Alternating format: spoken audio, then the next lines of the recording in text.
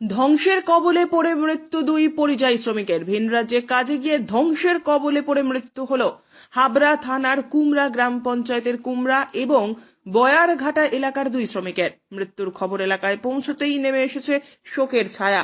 মৃত শ্রমিক হাবড়ার কুমড়া পঞ্চায়েত এলাকার বাসিন্দা সুব্রত কীর্তনিয়া। সুব্রত কীর্তনিয়ার বয়স 37 বছর। আরেক মৃত শ্রমিকের নাম সুকুমার ঘোষ, তার বয়স 50 বছর। বেশ কিছুদিন ধরে কেরালায় তারা রাজমিস্ত্রির শ্রমিকের কাজ করতেন। বৃহস্পতিবার সকালে বাড়িতে আসে মৃত্যু সংবাদ। গোটা এলাকায় নেমে এসেছে শোকের ছায়া। আমার কাছে আমার পুত্র ফোন করেছিল, ও ওদের থেকে 5 কিলোমিটার দূরে। এবার রাত্রে 10:30টার সময় আমার কাছে ফোন আসে যে মাইমা, ওদের বাড়ির কি কারোর নাম্বার দেওয়া যাবে, এরকম এরকম হয়েছে। তা আমি বললাম বাবা, ওদের বাড়ির নাম্বার এই মুহূর্তে ওদের বাড়ি যাওয়া কি আমার ঠিক হবে? পরে শুনলাম যে ও আমাকে বলল যে ওই এরা সুকুমার ঘোষ আর সুব্রত কীর্তনিয়া, এরা দুজন মারা গেছে।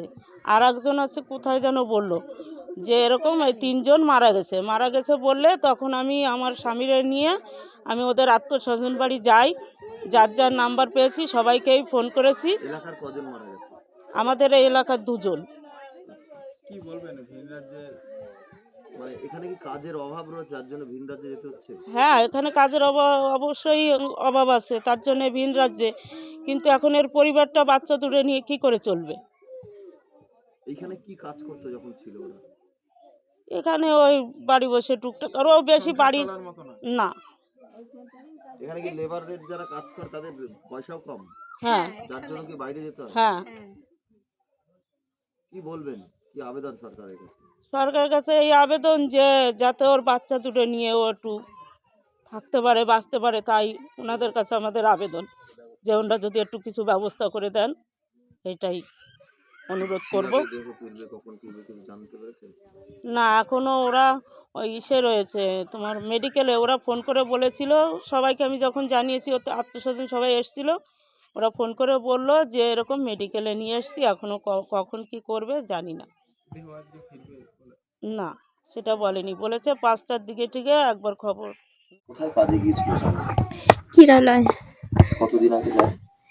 ও জানুয়ারিতে গেছে, জানুয়ারিতে গেছিল। কি কাজ করে? সেন্টারিং কাজ করতো। সেন্টারিং এর নির্দিষ্ট কোনো নির্দিষ্ট বলতো যে ওই কাঠের কাজ করতো, কাঠের কাজ করতো। ওই যখন যেটা হতো তখন সেটা করতো। কি হয়েছিল, কি শুনলেন?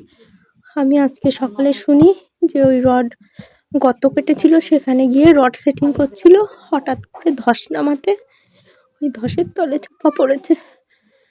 সেই খবরটাই আমি শুনেছি। পরিবারের একমাত্র রোজগারে ছিল উনি? একমাত্র রোজগারে উনি। ওনার সঙ্গে কি আর কেউ ছিল এলাকার? ওনার সঙ্গে ছিল অনেকে, এবার আমি সঠিক করে বলতে পারবো না যে কার বাড়ি কোথায় আছে। ওনার সঙ্গে 3 জন মনে হয় এই এলাকার আছে, আর একটু ধরে কুমড়োর ওদিকে একটা মাকালতলা এরকম আছে, আমি সঠিক বলতে পারবো না। কিভাবে চলবে আপনার, কি ভাবছেন? প্রশাসনের কাছে কোনো আবেদন আছে? পঞ্চায়েতের তরফ থেকে এসেছিল আপনার বাড়িতে?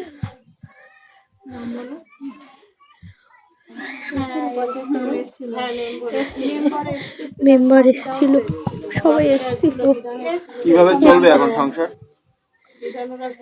কি আবেদন রয়েছে আপনার? আমি জানি না আমার সংসার কিভাবে চলবে, আমি জানি না, আমি জানি না, আমি জানি না।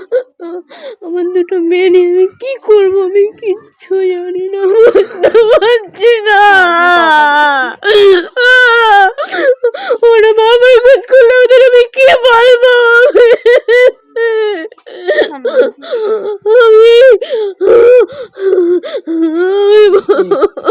আমি কি বলবো? হাবড়া থেকে শান্তনু বিশ্বাসের প্রতিবেদন, চ্যানেল 24/7।